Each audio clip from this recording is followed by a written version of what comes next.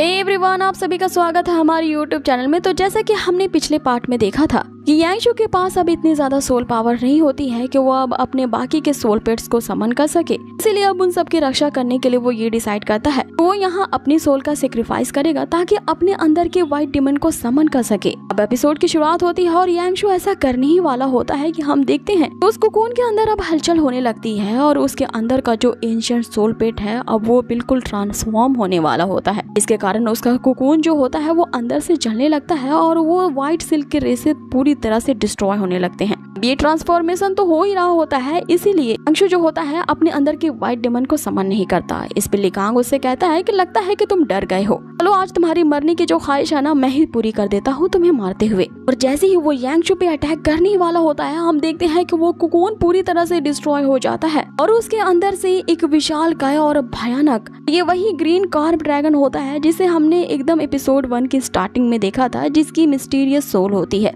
पे कब्जा करने के लिए और इसे अपना सोल पेट बनाने के लिए काफी सारे लोग इससे पीछे पड़े होते हैं। ये उसी डिमोनिक आइलैंड में कहीं जा छुपा था। यहाँ पे ही इसकी मुलाकात यांगशु से होती है। तभी ये एक छोटा सा नन्हा सा कैटरपिलर होता है जिसकी एक बार मदद यहाँ यांगशु ने एक छोटे से ब्रेड के टुकड़े को उसे खिला करके की थी। ये तो वो एक छोटा सा कैटरपिलर था, लेकिन अब वो एक ग्रीन क्रैब ड्रैगन में ट्रांसफॉर्म हो चुका है।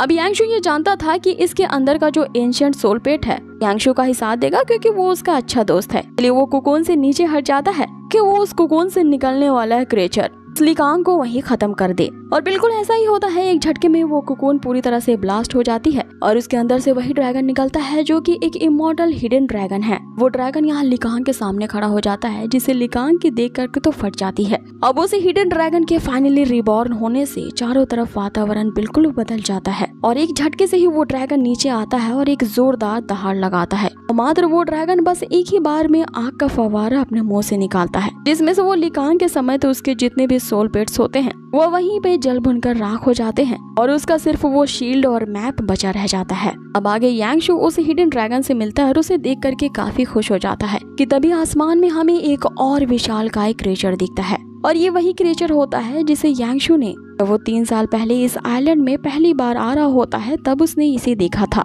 और ये क्रिएचर की सोल पावर इतनी ज्यादा कमाल की होती है कि मात्र इसकी एक दहाड़ से इतने सारे सोल पेट्स होते हैं वो दुबक जाते हैं। अब यहाँ अपने ही जैसे कॉम्पिटिटर को देख करके वो जो हिडन ड्रैगन होता है उस क्रिएचर के पीछे भागता है और इन दोनों की भयावह दहाड़ और पावर को देख करके यांगशु मॉक्सी से कहता है कि एक दिन जरूर आएगा जब हम भी इनकी ही तरह पावरफुल बनेंगे, जिनके मात्र एक वेव से ये पूरी अर्थ ही कांपने लगेगी।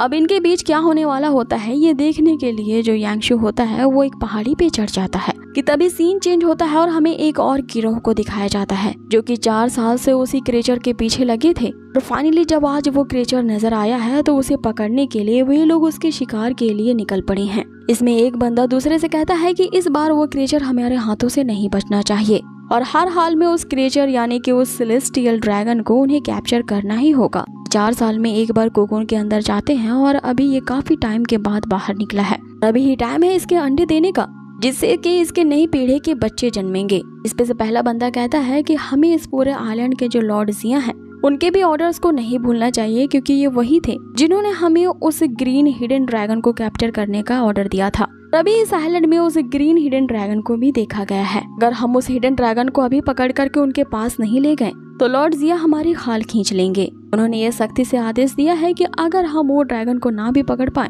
तो उसके द्वारा जो स्प्लिट किया गया पैब लॉबस्टर है उसे तो लेकर के आना ही पड़ेगा। जिसपे वो दूसरा बंदा कहता है कि जब तक हमें उसे हिडन ड्रैगन के अंडों का ना पता चल जाए तो उसे हिडन ग्रीन ड्रैगन से पंगा नहीं लेना है, क्योंकि 100 मील के बाद ही डेमन पैलेस की टेरिटरी शुरू हो जाती है और हम किसी भी हाल में उस डेमन पैलेस की टेरिटरी में नहीं जाना चाहते जहाँ पे हमारा जाना पूरी तरह से वर्जित है। और जो भी करना होगा हमें इसी आइलैंड के दायरे में ही करना होगा क्योंकि वो नहीं चाहते कि डेमन पैलेस के मास्टर से किसी भी तरह का झगड़ा मोल ले। अब आगे वो जो ग्रुप होती है इन सभी बातों को आपस में क्लियर करते हुए उस क्रिएचर को पकड़ने के लिए निकल पड़ते हैं। अब इधर सीन कट होता है और हमें वापस से उसी ग्रीन हिडन ड्रैगन को दिखाया जाता है जो कि यांगशु से जा मिलता है। यहाँ यांगशु उसके ठीक होने का पूछता है और आगे मॉक्सी जो होता है वो उस ड्रैगन के साथ खेलने लगता है, जिसे देख करके यांगशु समझ जाता है कि ये दोनों एक दूसरे से काफी पहले से ही जानते हैं। ये जो हिडन ड्रैगन है लगता है मॉक्सी की काफी केयर करता है क्योंकि पहली बार जिस सोल पेट को यहाँ यांगशु ने कैप्चर किया था वो मॉक्सी ही था। उसे कैप्चर करने के लिए ये छोटा सा जो कैटरपिलर था, जो कि अब एक विशालकाय ड्रैगन बन चुका है, इसी ने उसकी मदद की थी। बाकी यांगशु उस ड्रैगन से ये पूछने पर कि क्या कोई तुम्हारा पीछा कर रहा है, वो ड्रैगन हाँ में सर हिलाता है, जिसे यांगशु समझ जाता है कि अब ये ड्रैगन यहाँ ज्यादा देर नहीं रुकने वाला। आगे जो ड्रैगन होता है वो यांगशु को एक अंडा देता है और चाहता है कि वो उस अंडे से निकलने वाले क्रिएचर के साथ एक सोल कॉन्ट्रैक्ट साइन करे और इस अंडे से जो बच्चा निकलेगा उसे अपना सोल पेट बनाए, ताकि ये स्ट्रॉन्गर बन पाए और बड़ा होकर के मुझे और मोक्शी को गार्ड कर पाए। अब आगे वो ड्रैगन इन दोनों से अलविदा लेता है और उसी क्रिएचर के पीछे चला जाता है। अब आगे मोक्शी अपने क्यूट फॉर्म में वापस आता है, जिससे यांगशु पूछ रहा होता है कि मुझसे मिलने से पहले क्या तुम इसी हिडन ड्रैगन को पहले से जानते थे, जिसपे मोक्शी हाँ में सर हिलाता है। इसे यांगशु समझ जाता है कि वो सिर्फ यही जानता था कि ये छोटा सा कैटरपिलर है, बड़ा होकर ये एक अजूरा हिडन ड्रैगन में ट्रांसफॉर्म हो जाएगा, इसका उसे नहीं पता था।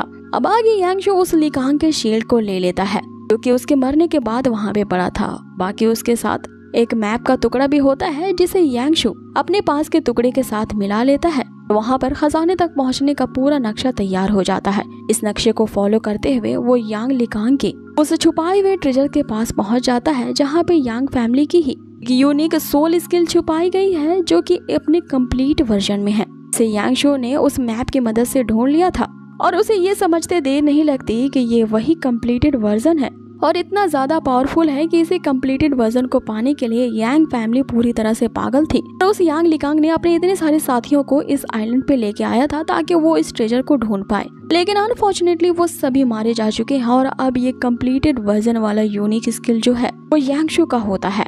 आइलैंड पे अकेला यांगशु ही बचा होता है और अब उसके निकलने का टाइम आ चुका है, लेकिन तभी उसे लॉर्ड जिया की सवारी दिखाई देती है, क्योंकि उसी क्रिएचर का पीछा कर रहे होते हैं और ये गैंग लाओ सिटी के ही लोग होते हैं। इन्होंने ही यहाँ पे यांगशु के पूरे परिवार को मारने की कोशिश की थी। उसके परिवार के खिलाफ वे एक ऐसी साजिश रखी थी ताकि उसके फैमिली के सारे लोगों की वो निर्मम हत्या कर पाए। वो गैंग लाओ सिटी के लोग ये समझ रहे होते हैं कि जू फैमिली को पूरी तरह से खत्म किया जा चुका है, इवन कि जो उनका यंग मास्टर यांगशु है वो भी मारा जा चुका है। लेकिन यहाँ यांगशु काफी क्रोध भरी नजरों से उन्हें देख रहा होता है, जैसे मानो वो उनसे कह रहा हो, तुम्हें क्या पता कि मैं अब तक जिंदा हूँ और अब मैं अपना बदला लेने के लिए पूरी तरह से तैयार हूँ।